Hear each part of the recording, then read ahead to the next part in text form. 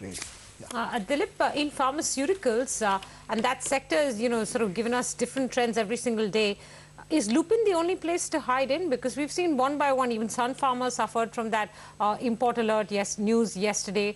Today, Ranbaxy is back in the news. So would you say Lupin is probably the only stock that you would consider as safe haven? Well, I think that is what everybody even said about Sun Pharma or even Yeah, Dr. that's true. Reddy. Yeah. So they also really fell in the line. So I think looking at the trend, it wouldn't be too surprising if there's some kind of an alert even for Lupin, because that seems to be the broader trend. And I think they continue to remain vulnerable.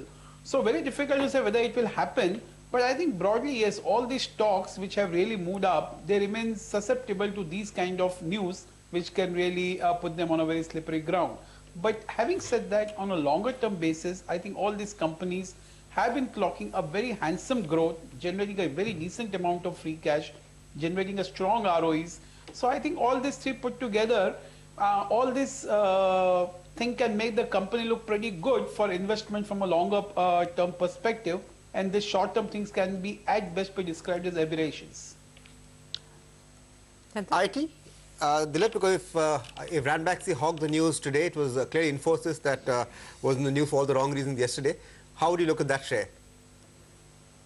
Infosys or Ranbaxy? Infosys. I think Infosys, I have a couple of observations on that. I think the very fact that he has given the lower end of the guidance, which has also, after that conference call, led a lot of analysts to believe that maybe the next year growth will be even sub 10%.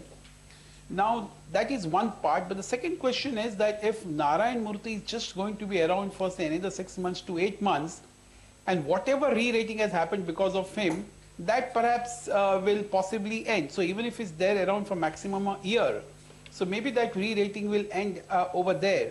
But on a fundamental ground, it still poses a lot of question that whether the company on a very firmly secular growth track, these kind of things really makes us feel a lot more vulnerable.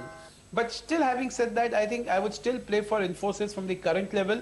And I think one can safely, I would think that the stock has the potential to touch 3,700 to 800, maybe over next 3 to 6 months. All right, let's just take 30 seconds to tell you where the market has closed. So we've managed to close above 6,500, which I'm guessing is fairly good news for the bulls and those who've been watching that level very, very closely. Up very marginally in terms of gains, just 10 points higher on the Nifty, 22 points higher on the Sensex, below the 21,800 mark at 21,797. But nonetheless, given where we've been trading through the course of the day, this last hour recovery and where we finally closed, this does seem to be middle path. And the mid-cap space has also ended flat, which is much better than the losses that we had seen. The bank Nifty ended up halving its losses by the end of trade today, so that'll come up on your screens. With regards to top gainers on the Nifty, well, it was DLF that ended with 4%, Jaiprakash Associates up 3.5%, BHEL up 2.5%, NMDC up 2.5%, L&T up 2.5%. So you've got infrastructure and industrial stocks actually hogging, and real estate hogging the top 5 list on the Nifty. Then you've got Bank of Baroda. You've got some pharmaceutical stocks like Dr. Reddy, Cipla, Sun Pharma that did fairly well in trade today. And then a few others sort of lagging behind: Tata Steel, Tata Motors. On the losing side, Ranbaxy was the top loser of the day, down 3.5%. Tech also had a tough day today. HCL Tech down 3%, Wipro down 3%. TCS was down 0.5% or so. Infosys had a slightly better day than the rest of the pack, so to speak. You had losses in Bharti Airtel, down 2%. Banks, I already spoke to you of.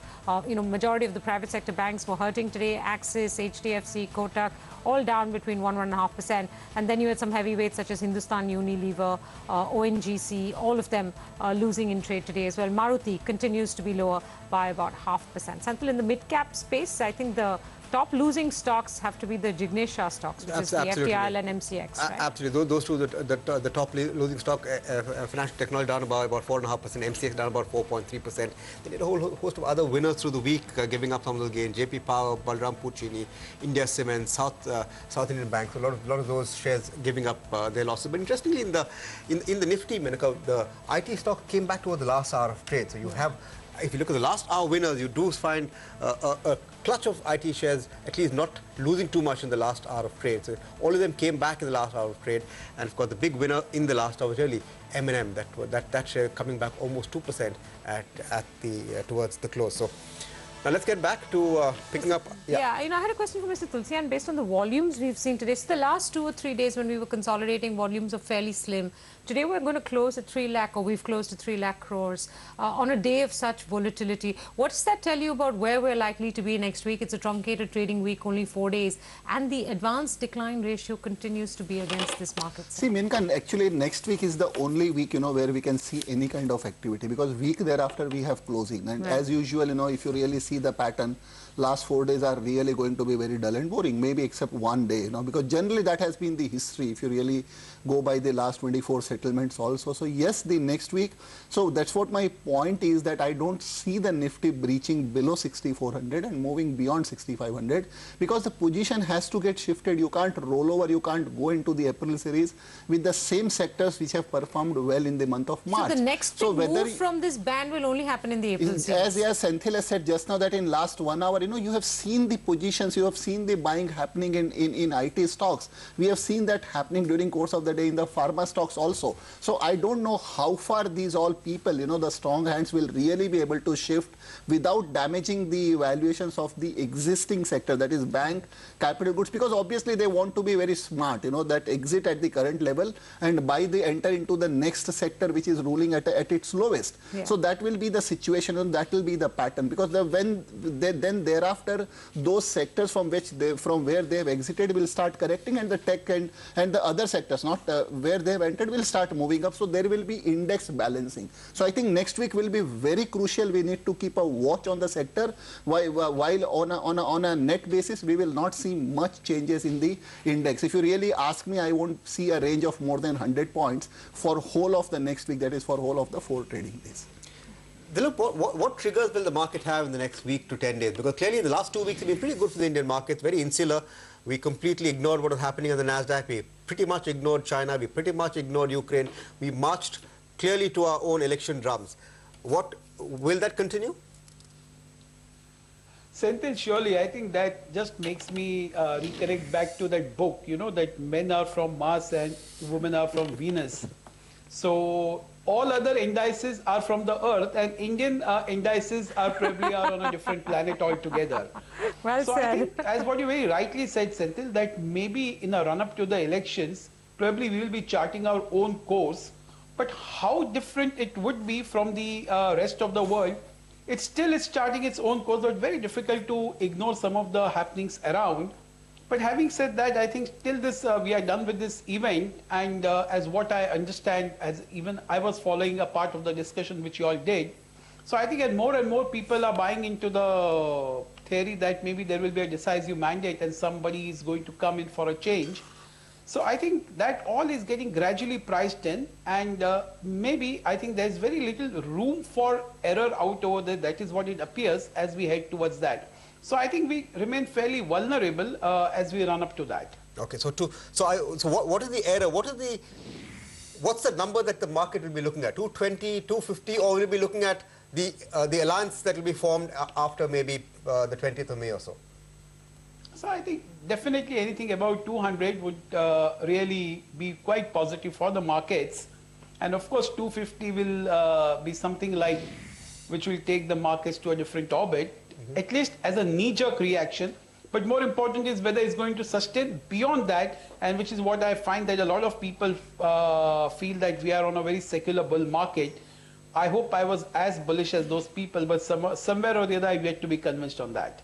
Okay, can you leave us with some sort of investment opportunities you see develop as we move from now to May 16th and the 220 and the 180 and the 250 figures? Dilip, what are some of the sectors and stocks that you'll be looking at very closely? So Menka, we would still be having a bottoms-up approach, and a little more, slightly more prone to being a little defensive. So I think that being the case, I would still go with Larsen & Toubro, though it has really run up quite ahead of its fundamentals. I think Cummins is another stock that we would be looking at. Wipro is another stock. which looks pretty interesting from the current levels. ING is another one of our stocks which we like, ING Bank, which we like quite a bit. And I think Hero Motors still qualifies as a very good investment bet. So I think these are some of the stocks that we like and we probably would like to hold on, a little more defensive in nature, and maybe if everything turns out to be right, I think these stocks will still give a reasonably good return. All right, fair enough. Mr. Tulsian, your list of stocks that you'll be watching closely next week? See, Menka, not next week, but if you really take a theme for, as I said, for next week, definitely, as I said, that position has to get shifted into the tech, power, tech, health and pharma and FMCG kind of thing. So I will definitely be looking to shift my position so as to trade in the month of April series. But if you really take a call on the positive outcome, because I will be comfortable with 225, 230. I don't think that 200, 210 or even 220 will really give that kind of comfort. So I will look on the real estate, I look on the power generation, power related companies. So, one can look for the capital goods, one can look for the power generation company, transmission and distribution space. Then I'll be looking for NBFCs, because by the time Rabi crop will, Rabi harvesting will also be, over by end of, middle of April. And last will be the auto stocks, because those four sectors should really come into the focus after new government gets installed at the center. All right, gentlemen, we appreciate you joining us this Friday on Closing Bell, and a very happy Holi.